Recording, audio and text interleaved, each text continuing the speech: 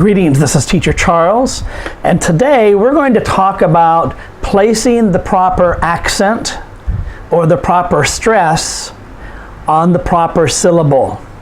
This is very important. I created the lesson about syllables to try to teach you about the different syllables in a word because I wanted to teach you this lesson. Because if you do not put the proper stress on the word, very difficult to understand what you're saying.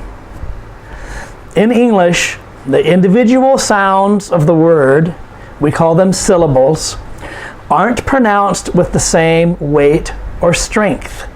One syllable receives more emphasis than the others.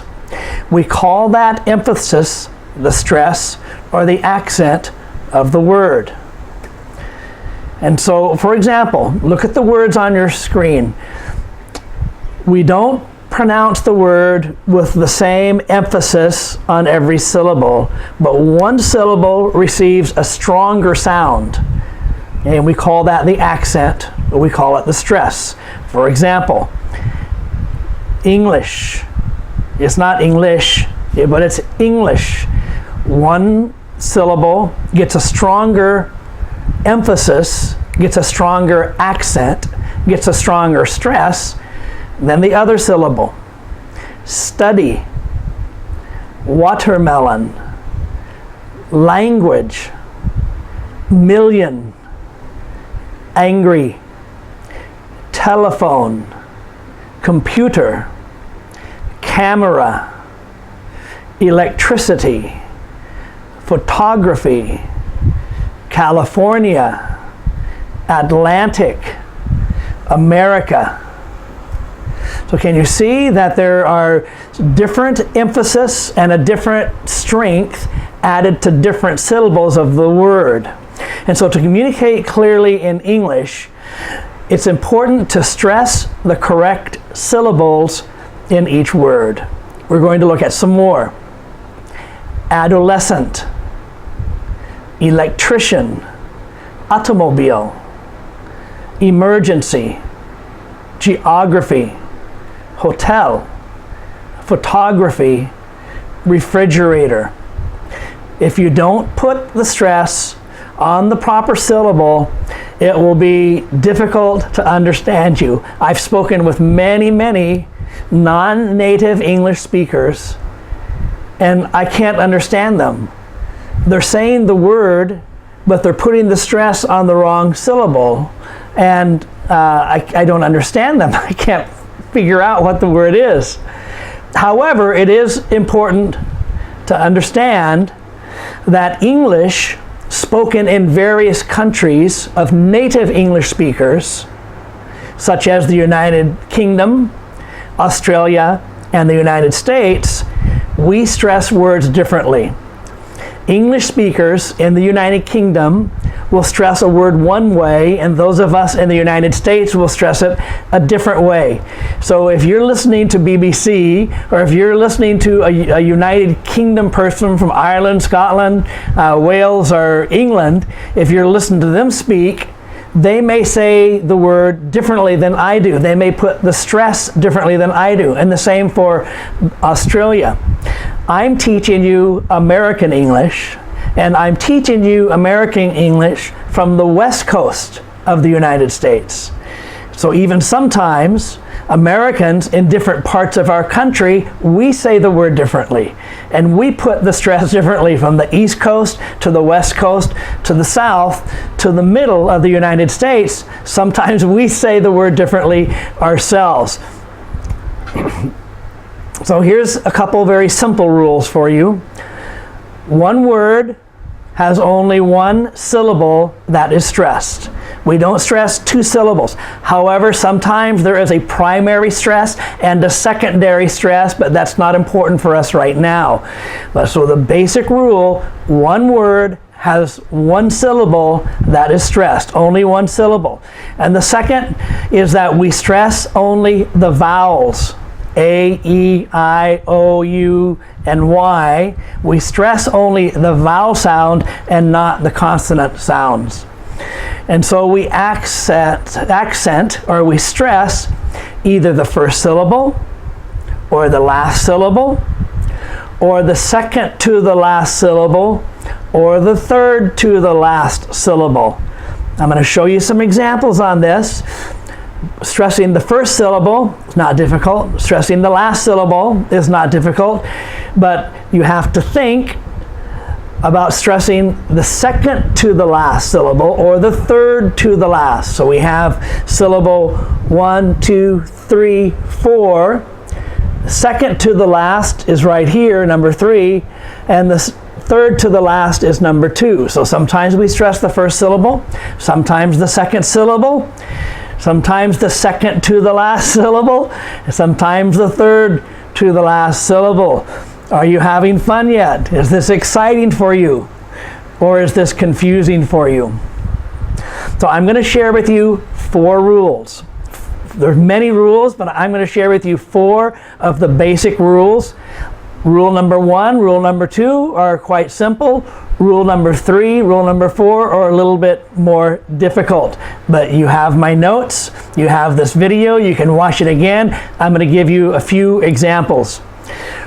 Rule number 1, when do you stress the first syllable of the word? We stress the first syllable of the word. Most 2-syllable nouns. When it's a word and it has 2 syllables and it's a noun, we will stress the first syllable most of the time. For example, climate-O-ver Mu-sic. These are 2-syllable nouns, and you notice we stress the first syllable. Also, we stress the first syllable on most 2-syllable adjectives. Careful, happy, lucky. So these are adjectives, and you'll notice that we stress the first syllable. Careful, happy, lucky. Let's review. It's very important for you to understand the basics. It's very important for you to understand clearly what is a noun, what is a verb, what is an adjective, and what is an adverb. Very important for you to understand that, to be able to write English properly, and to be able to read English properly, and to be able to speak English properly. So I really recommend that you go back to my videos and you review what are the basics. What is a noun? When do we use a noun? What is a verb? What are some examples of verbs? And the same for adjectives and for adverbs. What is a noun? Let's review. A noun is a person, place, or thing. A noun is a person, place, or thing. And we put the stress on the first syllable of a 2-syllable noun. And here's some examples. Kitten, teacher, apple, airplane, uncle, mother, kitchen, brother, window. Okay, those are some examples. I'm going to say them again. It's very important for you to repeat after me. When the teacher says a word or when the teacher says a sentence as an example, it's very important for you to repeat it after me. It's very important for you to try to speak English and not just listen. So let's say these words again. These are nouns, and these are 2-syllable nouns, and the stress is put on the first syllable. Kitten, teacher, apple, airplane, uncle, mother, kitchen, brother, window. Now we want to review again. What is an adjective? An adjective describes a noun. A noun is a person, place, or thing. The adjective tells us something about the noun. It tells us which, what kind, and how many. And so we put the stress on the first syllable when it's a 2-syllable adjective. For example, smallest kitten. Smallest is the adjective. It's a 2-syllable adjective, and we put the stress on the first syllable. Smallest.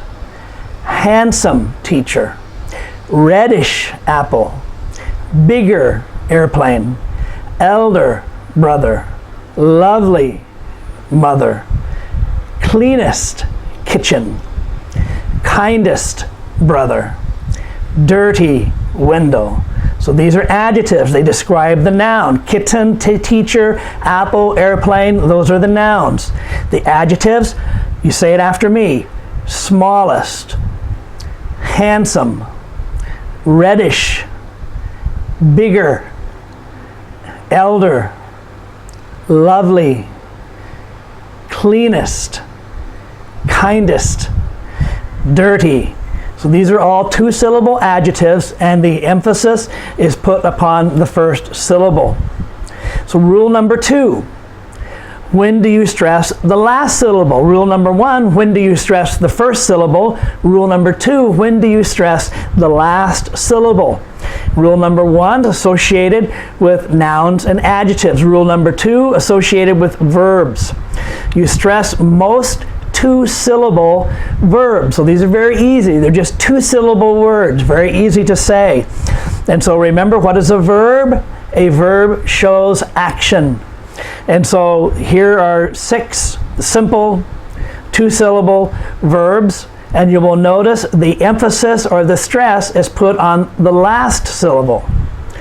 Record, refund, relax, embrace, between, arrive. And if you don't know the meaning of these words, you can contact me through Facebook or some other social media, email, put a question at the bottom of the YouTube. And if you don't know the meaning of the word, I can try to help you, or you can use an app. Let's say these again. Okay, these are two-syllable verbs, and we notice the stress is put on the last syllable. Record. You say it. Record. Refund. Relax. Embrace. Between. Arrive.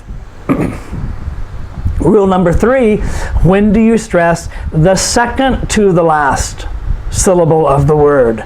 Okay, first syllable, last syllable, that's easy.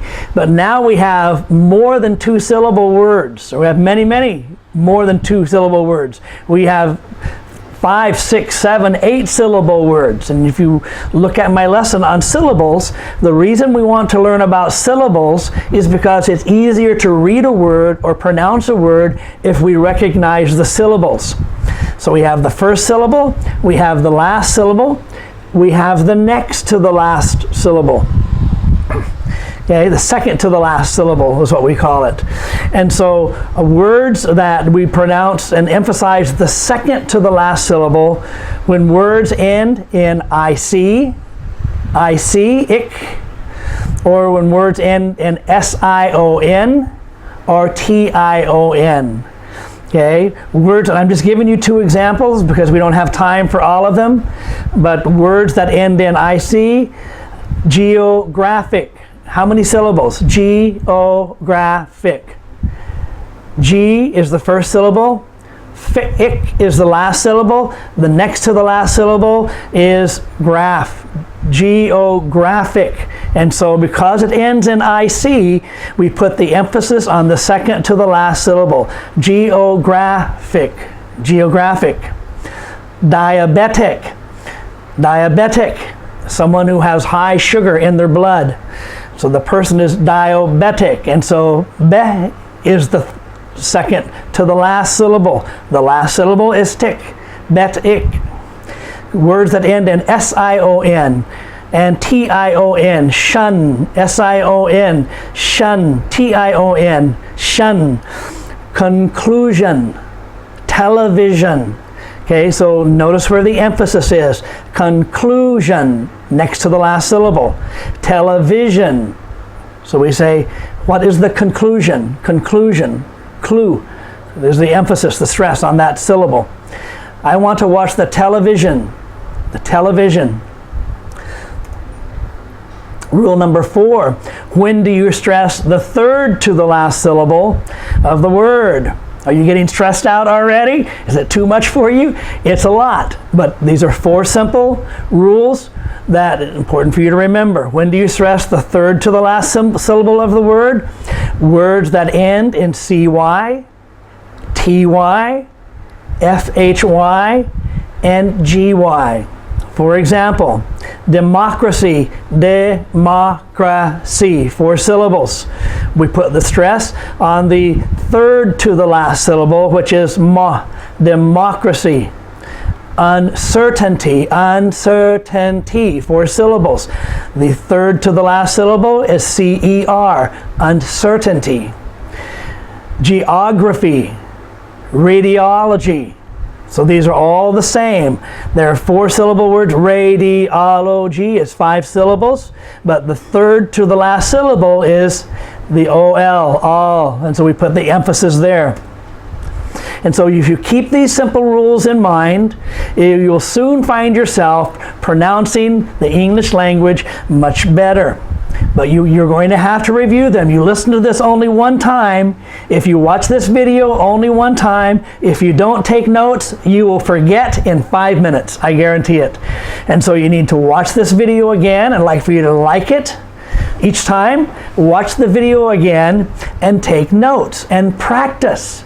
You have to practice speaking English to be able to speak English. So sometimes we accent the first syllable, sometimes the last syllable, sometimes the second to the last syllable, sometimes the third to the last syllable. So let's just review this again. The first syllable, climate. You say these all after me. Climate, over, music, lucky, careful, happy. The last syllable, record, relax, embrace, refund. The second to the last syllable, geographic, diabetic, conclusion, television.